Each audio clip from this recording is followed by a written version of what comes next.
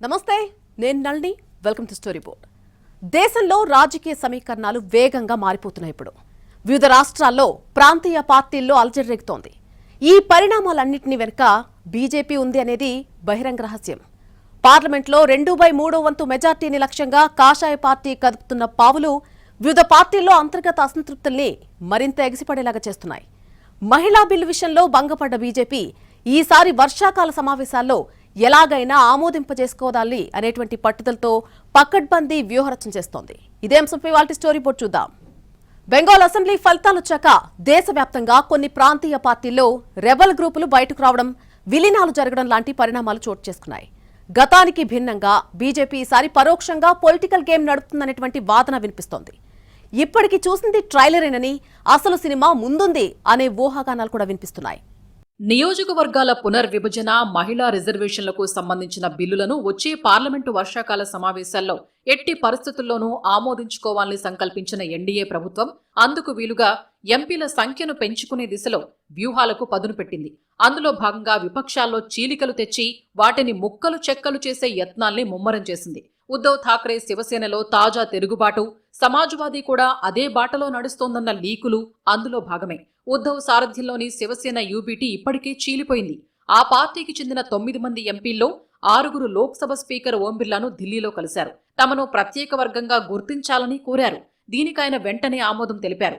ఓం బిర్లాను కలిసిన వారిలో సంజయ్ జాదవ్, సంజయ్ దేశ్ముఖ్, సంజయ్ పాటిల్, నగేష్ పాటిల్, ఓంరాజే నింబాల్కర్, బాలాసాహెబ్ వాక్చౌరే ఉన్నారు. ఈ నెల 19న శివసేన 60వ సంస్థాపక దినోత్సవం సందర్భంగా ఏక్నాథ్ సిండే శివసేనలో ఈ వర్గం విలీనమైంది. దీంతో తాము మొదలుపెట్టిన ఆపరేషన్ టైగర్ పూర్తయిందని కూడా షిండే ప్రకటించారు. మరోవైపు 37 మంది ఎంపీలున్న సమాజ్వాదీ పార్టీలోనూ చీలిక రానుందంటూ యూపీ మంత్రి ఓంప్రకాష్ రాజ్భర్ చేసిన ప్రకటన కలకలం రేపింది.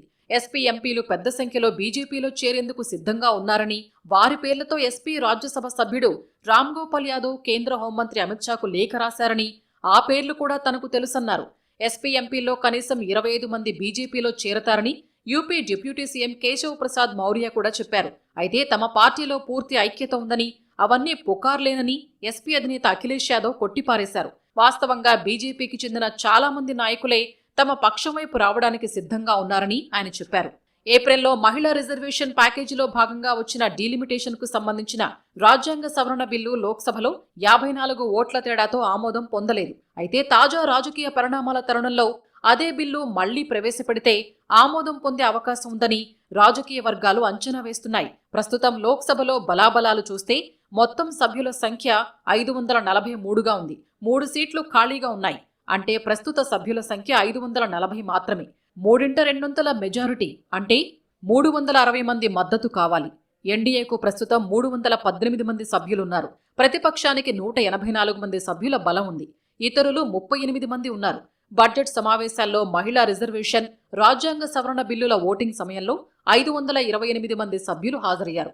అప్పుడు బిల్లు ఆమోదానికి 352 ఓట్లు అవసరమయ్యాయి. ఎన్డీఏకు అనుకూలంగా 298 ఓట్లు మాత్రమే రావడంతో 54 ఓట్ల తేడాతో బిల్లు ఆగిపోయింది. కానీ అప్పటికీ ఇప్పటికీ పరిస్థితులు మారిపోయాయి. ప్రస్తుతం టీఎంసీ రెబెల్ ఎంపీలు 20 మంది, ఉద్ధవ్ ఠాక్రే శివసేన ఎంపీలు 6 కలిపి ఎన్డీఏ ఖాతాలోకి 26 ఓట్లు అదనంగా వస్తాయని అంచనా. అప్పుడు లోక్సభలో ఎన్డీఏ బలం 318 నుంచి 344కు పెరుగుతుంది. స్టాలిన్ నేతృత్వంలోని డీఎంకే కాంగ్రెస్తో విభేదాల తరుణంలో ఇండీ కూటమికి దూరమైంది. ఇప్పటికే బీజేపీ డీఎంకేను ఎన్డీఏలోకి ఆహ్వానించిందనే ప్రచారం జరుగుతోంది. డీఎంకే ఎన్డీఏలో చేరకపోయినా లోక్సభలో ఎన్డీఏకు జై కొడితే ఆ పార్టీకి చెందిన 22 మంది ఎంపీల బలం కూడా జత కలుస్తుంది. అప్పుడు ఎన్డీఏ బలం ఏకంగా 344 నుంచి 366కు పెరుగుతుంది. ఇప్పటికే ఈ మేరకు స్టాలిన్ నుంచి హామీ ఉందని కూడా బీజేపీ వ్యూహాత్మకంగా ప్రచారం చేసుకుంటోంది.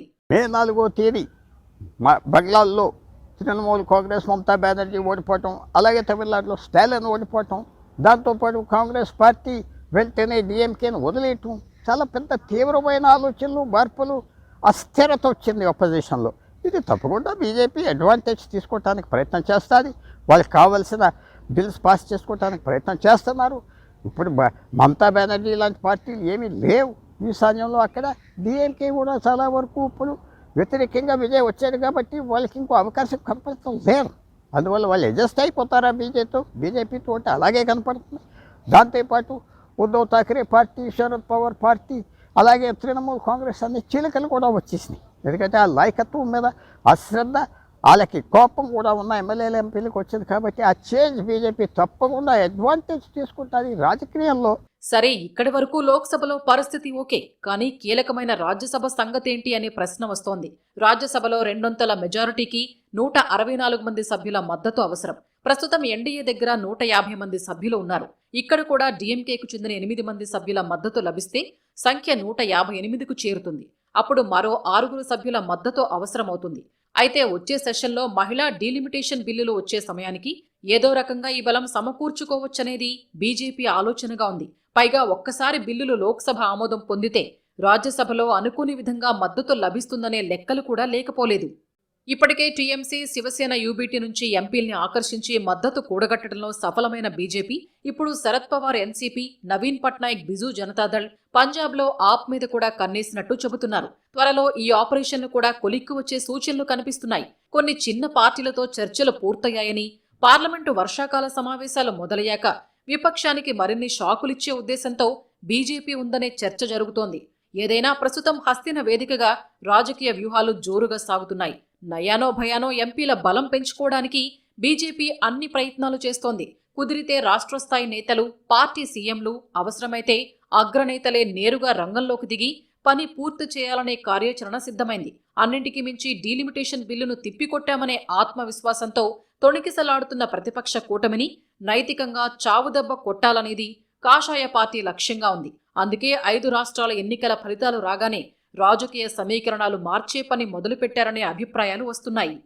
పార్లమెంటు వర్షాకాల సమావేశాల ఎజెండాను ఫిక్స్ చేసిన బీజేపీ ఈసారి ఎలాగైనా మహిళా రిజర్వేషన్ బిల్లుకు మోక్షం కలిగించాలనే పట్టుదలతో ఉంది.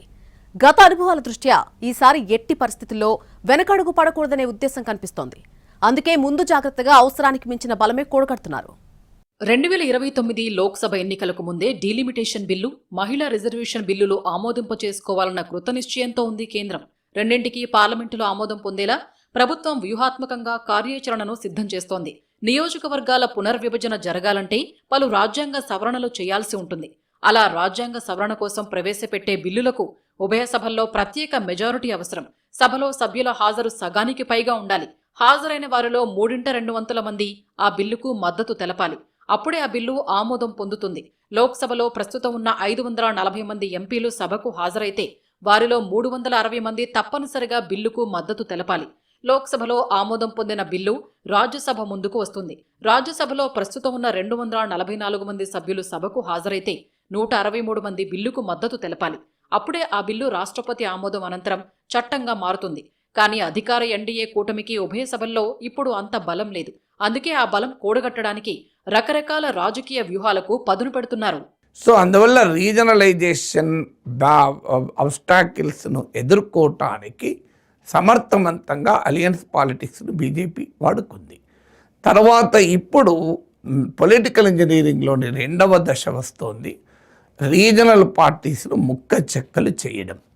అండ్ మీకు ఎన్సీపీని చూసాం, శివసేన చూసాం, తృణమూల్ కాంగ్రెస్ చూసాం, మీకు ఆమ్ ఆద్మీ పార్టీ కూడా ఒక రకంగా రీజనల్ పార్టీ అనుకుంటే ఆ పార్టీని చూసాం.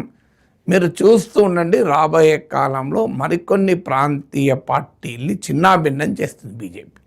సో ఎందుకంటే బీజేపీ గ్రోత్కు, బీజేపీ రాజసూయ యాగం లేదా అశ్వమేధ యాగానికి అడ్డం వచ్చేటువంటి అడ్డుగోడల్ని కాస్త ఎదుర్కొంటోంది. ఇప్పటికే వర్షాకాల సమావేశాల్లో డీలిమిటేషన్ బిల్లును పునః ప్రవేశపెట్టేందుకు కేంద్ర హోంమంత్రిత్వ శాఖ సన్నాహాలు చేస్తోంది. మహిళా కోటా విషయానికి వస్తే 2023లో ఆమోదించిన మహిళా రిజర్వేషన్ చట్టం ప్రకారం పునర్విభజన తరువాతే 33% కోటా అమల్లోకి రావాలి. ఎస్సీ ఎస్టీ రిజర్వ్డ్ స్థానాల్లో కూడా 1/3 కోటాను మహిళలకు కేటాయించనున్నారు. దీంతో అదే దామాషాలో ఆయా వర్గాల మహిళలకు లబ్ధి చేకూరుతున్నట్టే. 2023లో ఆమోదం పొందిన మహిళా రిజర్వేషన్ల బిల్లుతో లోక్సభ, రాష్ట్ర అసెంబ్లీల్లో మహిళలకు 33% రిజర్వేషన్లు లభిస్తాయి. నియోజకవర్గాల పునర్విభజన కాకపోవడంతో ఈ చట్టం అమల్లోకి రాలేదు. నియోజకవర్గాల పునర్విభజనకు ముందుగాని ఈ చట్టాన్ని అమలు చేయాలంటే మరో రాజ్యాంగ సవరణ తప్పనిసరి.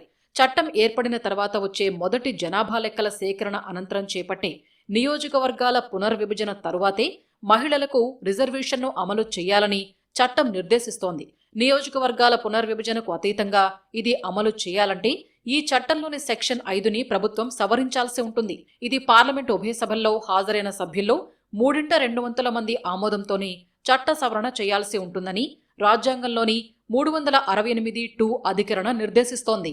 లోక్సభ నియోజకవర్గాల పునర్విభజనకు సంబంధించి కేంద్రం మరో ప్రతిపాదనను కూడా పరిశీలిస్తోంది. లోక్సభ నియోజకవర్గాలను ప్రస్తుతం ఉన్న 543 నుంచి 824కి పెంచాలని ప్రధానమంత్రి ఆర్థిక సలహా మండలి ఇప్పటికే సూచన చేసింది.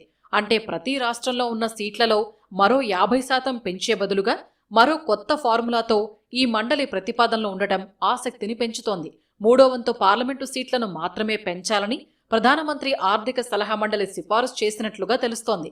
అంటే 170 పార్లమెంటు నియోజకవర్గాలలోనే పునర్విభజన ఉండనుంది. 59 పార్లమెంటు నియోజకవర్గాలను 2గా విభజించాలని, మరో 111 సీట్లను 3గా చేయాలని మండలి సూచించినట్లు ప్రచారం జరుగుతోంది. మరి ఇప్పుడు వర్షాకాల సమావేశాల్లో పార్లమెంటు ముందుకొచ్చే బిల్లు ఇలాగే ఉంటుందా, మరేదైనా మార్పు చేస్తారా అనేది చూడాల్సి ఉంది. దేశంలో లోక్సభ, శాసనసభల నియోజకవర్గాల పెంపు జనాభా ప్రాతిపదికన కాలానుగుణంగా పునర్వ్యవస్థీకరించాలి. పెరుగుతున్న జనాభాకు అనుగుణంగా నియోజకవర్గాల సంఖ్య కూడా కాలక్రమేణా పెరగాల్సి ఉంది. 1976లో జరిగిన రాజ్యాంగ సవరణ తర్వాత 2001 వరకు లోక్సభ నియోజకవర్గాల విస్తరణ నిలిపివేశారు.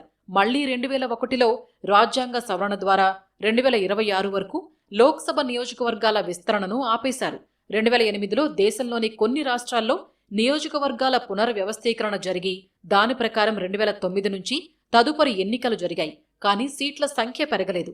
దీంతో లోక్సభ సభ్యుల సంఖ్య 543గానే ఉండిపోయింది. అందుకే ఎమ్మెల్యే నియోజకవర్గాల డీలిమిటేషన్ ఎలా ఉన్నా ఎంపీ నియోజకవర్గాల డీలిమిటేషన్ను మొదట ఆమోదింపచేసుకోవాలనే లక్ష్యంతో కేంద్రం కనిపిస్తోంది. అంతేకాదు వర్షాకాల సమావేశాల్లో డీలిమిటేషన్ బిల్లుతో పాటు మహిళా రిజర్వేషన్ బిల్లును ఆమోదింపచేసుకోవాలన్న లక్ష్యంతో బీజేపీ అడుగులు వేస్తోంది. ఈసారి ఎలాగైనా 2 బిల్లులను ఉభయ సభల్లోనూ ఆమోదం పొందేలా సభ్యుల మద్దతు కూడగట్టేందుకు వ్యూహాలు సిద్ధం చేస్తోంది. మోదీ ప్రధాని అయ్యాక పార్లమెంటులో ఏ బిల్లు ఆమోదం విషయంలోనూ ఎన్డీఏ సర్కారు ఇబ్బంది పడలేదు. అందుకే 2 నెలల క్రితం మహిళా రిజర్వేషన్ బిల్లు, డీలిమిటేషన్ బిల్లులు వచ్చినప్పుడు కూడా సర్కారు పగడ్బందీ ప్లాన్తోనే వచ్చుంటుందనే చర్చ జరిగింది. కానీ అధికార పక్షానికి షాకిస్తూ ఒక్కతాటిపైకి వచ్చిన విపక్షం ఆ 2 బిల్లుల్ని తిప్పికొట్టింది. దీంతో ఎక్కడైనా అతి విశ్వాసానికి పోయామా అని ఎన్డీఏలో అంతర్గత చర్చ జరిగింది. ఆ సందర్భంగా పార్లమెంటులో అనుసరించిన వ్యూహం, విపక్షాల్ని ఎందుకు ఒప్పించలేకపోయామనే ప్రశ్నలకు సమాధానాలపై సమీక్ష జరిగింది. అప్పుడు జరిగిన పొరపాట్లు మరోసారి జరగకుండా అన్ని జాగ్రత్తలు తీసుకుని, ఇంకా చెప్పాలంటే ప్లాన్ బి కూడా రెడీగా పెట్టుకుని మరి ఈసారి కేంద్రం రంగంలోకి దిగుతోందని రాజకీయ వర్గాలు భావిస్తున్నాయి. ఇక్కడ డీలిమిటేషన్, మహిళా రిజర్వేషన్ బిల్లుల మద్దతే అసలు ఉద్దేశం కాదు. ప్రధానంగా 2/3 వంతు మెజారిటీ కూడగట్టడమే అసలు లక్ష్యం. అప్పుడే ఈ బిల్లులతో పాటు భవిష్యత్తులో యూనిఫామ్ సివిల్ కోడ్ అయినా, 1 నేషన్ 1 ఎలక్షన్ బిల్లులైనా సాఫీగా ఆమోదం పొందుతాయనేది బీజేపీ దూరాలోచనగా ఉంది. అందుకే ఈ లక్ష్యాన్ని తేలిగ్గా తీసుకోవడానికి కాషాయ పార్టీ సిద్ధంగా లేదు. ఈసారి విపక్షానికి పైచేయి సాధించే అవకాశం లేదని ఇప్పటికే జరుగుతున్న పరిణామాలు తేటతెల్లం చేస్తున్నాయి. ఓ రకంగా విపక్షాలే స్వయంగా తొలుత బీజేపీకి ఛాన్స్ ఇచ్చాయి. వచ్చిన అవకాశాన్ని 2 చేతులు అందిపుచ్చుకోవటమే తమ కర్తవ్యమన్నట్టుగా బీజేపీ రాజకీయ వ్యూహరచన చేస్తోంది. ఇక్కడ రాజకీయ వ్యూహం, పార్లమెంటులో అనుసరించాల్సిన వ్యూహాలపై ప్లానింగ్ సమాంతరంగా జరుగుతున్న పరిస్థితి కనిపిస్తోంది. ప్రస్తుతం దేశంలో రాజకీయ తెరపై కనిపిస్తున్నటువంటి పరిణామాల కంటే తెర వెనుక మరింత లోతైన వ్యూహాలు అమలవుతాయనే చర్చ రాజకీయ వర్గాల్లో ఉంది. పైకి పార్లమెంట్లో 2/3 వంతు మెజార్టీ టార్గెట్ అని చెబుతున్నా మొత్తంగా కాషాయ పార్టీకి రాజకీయ ఉద్దేశాలు, ప్రయోజనాలకు అనుగుణంగా దేశంలో రాజకీయ సమీకరణాల్ని మార్చే ప్రక్రియ శరవేగంగా జరుగుతుందని చెప్పాలి. మొత్తంగా దేశ రాజకీయాల్లో భారీ మార్పుల దిశగా బీజేపీ తన రాజకీయ విస్తరణ వాదానికి పదును పెడుతోంది. ముందుగా బలహీనంగా ఉన్న అంతర్గత సమస్యలతో అల్లాడుతున్న ప్రాంతీయ పార్టీల్ని గుర్తిస్తోన్న బీజేపీ వాటి ముందు 3 ఆప్షన్లు పెడుతోందని రాజకీయ వర్గాలు చెబుతున్నాయి. సరేనంటే విలీనానికి మొదటి ప్రాధాన్యత, కాదంటే ఎన్డీఏలో చేరమని ఆఫర్ ఇస్తున్నారు. అది కుదరకపోతే అంశాల వారి మద్దతునో, షరతులతో కూడిన మద్దతునో చెప్పి పార్లమెంటులో కీలక బిల్లులు పెట్టినప్పుడు ఎన్డీఏకు బాసటగా నిలబడాలని కోరుతున్నారు. ఈ వ్యూహంతో ఒక్కసారి బీజేపీ టచ్లోకి వెళ్లిన ఏ పార్టీ అయినా ఏదో రకంగా పార్లమెంటులో ఎన్డీఏకు మద్దతుగా నిలవక తప్పని పరిస్థితి కనిపిస్తోంది. ప్రస్తుతానికి బెంగాల్లో తృణమూల్, మహారాష్ట్రలో ఉద్ధవ్ ఠాక్రే, శివసేన ఎంపీల మద్దతు ఖాయమైంది. వీళ్లు కాకుండా శరద్ పవార్ ఎన్సీపీ, నవీన్ పట్నాయక్ బీజేడీ, అఖిలేష్ సమాజ్వాదీ లాంటి పార్టీల నుంచి కూడా మద్దతు కూడగట్టే ప్రయత్నాలు ముమ్మరంగా జరుగుతున్నాయి. చివరకు 1-2 సీట్లున్న చిన్నా చితకా పార్టీలను కూడా వదలకుండా కమలనాథులు చుట్టేస్తున్నారనే చర్చ జరుగుతోంది. ఆ మాటకొస్తే ఇండిపెండెంట్ల మద్దతు కోసం కూడా గట్టి ప్రయత్నాలు చేస్తున్నారు. ఇక్కడ కీలక బిల్లులోనే కాదు, మొన్నటి సార్వత్రిక ఎన్నికల్లో సింగిల్ గా మ్యాజిక్ ఫిగర్ చేరలేకపోవడంతో బీజేపీ అప్రమత్తమవుతూనే ఉంది. ఎంత మిత్రుల బలంతో ప్రభుత్వం నడిచినా ఎప్పుడోసారి ఎవరో ఒకరు తోక జాడించే అవకాశం ఉందని అంచనా వేస్తోంది. అందుకే ఎవరికీ అవకాశం ఇవ్వకుండా ఎన్డీఏ బలాన్ని మరింత పెంచుకునే దిశగా ప్రయత్నాలు ఎప్పుడూ ఆపలేదు. అందుకే ఎక్కడ అసెంబ్లీ ఎన్నికలు జరిగినా అక్కడ వీలైతే గెలవటం, లేదంటే ఏదో ఒక పార్టీని తమ వైపు ఆకర్షించటమే పనిగా పెట్టుకుంది. అలాగే రాజ్యసభ ఎన్నికలు ఎక్కడ జరిగినా వీలైనన్ని సీట్లు గెలుచుకోవడమే లక్ష్యంగా పనిచేస్తోంది. కాకపోతే ఇప్పుడు టీఎంసీలో తిరుగుబాటు తర్వాత ఈ వ్యవహారం ఎక్కువగా హైలైట్ అయింది. కానీ కాస్త జాగ్రత్తగా పరిశీలిస్తే గత 2 ఏళ్లుగా ఇదే వ్యూహాన్ని బీజేపీ చాప కింద నీరులా అమలు చేస్తున్న విషయం తేటతెల్లమవుతోంది. ఈ వ్యూహాన్ని గమనించే ఎన్డీఏ మిత్రపక్షాలు కూడా తలెగరేయకుండా తమ విధేయతను చాటుకుంటున్నాయనేది కాషాయ పార్టీ లెక్కగా ఉంది. ఏమాత్రం తేడా వచ్చినా బీజేపీకి మద్దతు ఉపసంహరిస్తామని గతంలో కొందరు మిత్రులు చేసిన అంతర్గత వ్యాఖ్యల్ని బీజేపీ అంత తేలిగ్గా మర్చిపోలేదనే విషయం ఎప్పటికప్పుడు స్పష్టమవుతూనే ఉంది. ఏదేమైనా బీజేపీ రాజకీయ లక్ష్యం స్పష్టంగా ఉంది. అందుకోసం దూకుడైన వ్యూహరచన చేస్తోంది. వీలైనంత మంది ఎంపీల బలం కూడగట్టడం ఎందుకైనా మంచిదనే ధోరణితో బీజేపీ కనిపిస్తోంది. అందుకోసం తమ పాలనలో ఉన్న రాష్ట్రాల సీఎంలు అత్యంత క్రియాశీలకంగా ఉండే ఎంపీలను ఉపయోగించుకుంటోంది. అవసరమైనప్పుడు అగ్రనేతలు రంగంలోకి దిగి ఈ వ్యూహానికి మరింత బలం చేకూరుస్తున్నారు. ఇంకా చెప్పాలంటే మొత్తంగా విపక్ష శిబిరం మొత్తానికి ఓ రాజకీయ హెచ్చరిక జారీ చేయాలనేది బీజేపీ ఉద్దేశంగా కనిపిస్తోంది. తాము ఒక్కసారి ఓ బిల్లు ఆమోదం పొందాలని ప్రతిపాదించినప్పుడు దానికి ఎలాంటి ఇబ్బందులు సృష్టించకుండా సహకరించటం మీకే మంచిది, లేదంటే మొత్తంగా రాజకీయ సమీకరణాలే మారిపోయి మీరే చిక్కుల్లో పడతారని చెప్పడానికి వివిధ రాష్ట్రాల్లో ఏకకాలంలో ఆపరేషన్లు చేస్తున్నారని చెబుతున్నారు. నిజానికి ఇప్పుడు జరుగుతున్న విలీనాలు, చీలికలు అన్నీ ఇప్పటికిప్పుడు కొత్తగా తెరపైకి వచ్చినవి కాదు. చాలా కాలంగా రగులుతున్న అసంతృప్తులే ఇప్పుడు అదను చూసి బీజేపీ వ్యూహరచన చేసి బయటపడుతున్నాయనే వాదనలో నిజం లేకపోలేదు. పార్లమెంటులో తొలిసారి ఏకతాటిపైకి వచ్చిన ఉత్సాహంతో 5 రాష్ట్రాల ఎన్నికలకు వెళ్లిన విపక్షానికి ఎదురుదెబ్బలు తగిలాయి. దీంతో అప్పటిదాకా ఉన్న జోష్ మాయమైపోయింది. చివరకు ఐక్యత కూడా తాత్కాలికమేనని మరోసారి రుజువైంది. అసెంబ్లీ ఎన్నికల్లో ఓటమికి మీరు కారణమంటే మీరే కారణమనే ప్రతి విమర్శలు మొదలయ్యాయి. బెంగాల్లో ఓ రకమైన రచ్చ జరిగితే తమిళనాడులో జరిగిన పంచాయతీ తీరే వేరు. కాంగ్రెస్ డీఎంకేకు మాట మాత్రం చెప్పకుండా ఏకపక్షంగా టీవీకేకు మద్దతిచ్చి సర్కారులో చేరడంతో పాటు ఏకంగా వచ్చే లోక్సభ ఎన్నికల దాకా అవగాహనకు సిద్ధపడటం రాజకీయ వర్గాల్ని ఆశ్చర్యపరిచిన అంశం. ఇంకా విడ్డూరంగా కాంగ్రెస్ టీవీకేకు మద్దతివ్వడాన్ని తప్పుపట్టిన డీఎంకే తర్వాత తన కూటమిలోని పార్టీలతోని విజయ్ సర్కారు మ్యాజిక్ ఫిగర్ను అందించింది. అదేమంటే రాష్ట్రపతి పాలన ముప్పు తప్పించటానికే తాము వ్యూహరచన చేశామని, కాంగ్రెస్ కూడా తమను సంప్రదించి ఉంటే అసలు వివాదానికి ఆస్కారమే ఉండేది కాదని సంకేతాలిచ్చింది. దీంతో ఇక్కడ కాంగ్రెస్ వైఖరి కరెక్టా, డీఎంకే వాదన సహేతుకమా అని ఇండీ కూటమి కూడా డైలమాలో పడిపోయింది. ఈ డైలమానే కోరుకున్న ఎన్డీఏ అదను చూసి దూకుడుగా పావులు కదిపింది.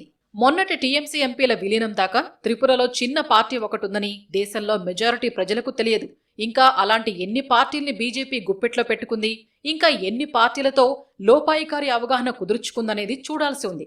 ఒక్కసారి పొలిటికల్ గా జూలు విదిలిస్తే తమను ఆపటం ఎవ్వరితరం కాదని చాటడమే లక్ష్యంగా బీజేపీ ఎన్డీఏ కూటమి అనుసరిస్తున్న వ్యూహాలు మొత్తంగా దేశ రాజకీయ సమీకరణాల్ని మార్చేస్తున్నాయి. ప్రస్తుతం సమీకరణాలు ఇంకా పూర్తిగా తుది రూపం తీసుకోలేదు. రేపు పార్లమెంటు వర్షాకాల సమావేశాలు మొదలయ్యాక కొత్త సమీకరణాలపై ఓ క్లారిటీ వస్తుందనే చర్చ జరుగుతోంది.